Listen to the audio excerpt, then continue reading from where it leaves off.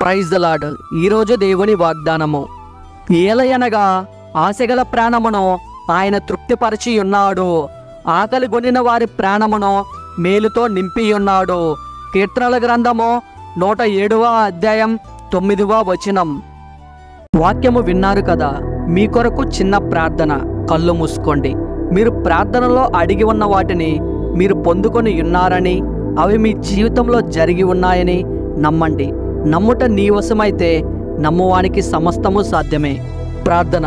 స్తోత్రం స్తోత్రం స్తోత్రం తండ్రి, నాయన పరిశుద్ధుడా, ప్రేమ కలిగిన తండ్రి, ప్రేమ స్వరూపి, నమ్మకమైన దేవ, కోట్లాది దేవదూతల మధ్య కనపరచబడుతున్న మా పరలోకపు తండ్రి, నీకు కోట్ల కొలది కృతజ్ఞతాస్తుతులు చెల్లిస్తున్నాడు తండ్రి. భూమిని ఆకాశమును సర్వలోకమును సృజించినటువంటి మా పరలోకపు తండ్రి, మీ పరిశుద్ధమైన ఘనమైన మీ బంగారు పాదములకు స్తోత్రములు తండ్రి. ప్రభువా, నా ప్రార్థనలలో ఏకీభవించిన మీ బిడ్డలను దీవించి ఆశీర్వదించండి తండ్రి. ఏ బిడ్డ ఏ అక్కర్లతో బాధపడుతుందో అట్టి బిడ్డలను జ్ఞాపకం చేసుకోండి తండ్రి. వారు చేస్తున్న పని బాటలలో మీరే తోడుగా ఉండి సహాయము చేయండి తండ్రి. వారి ప్రతి సమస్యను మీరే తీర్చండి తండ్రి.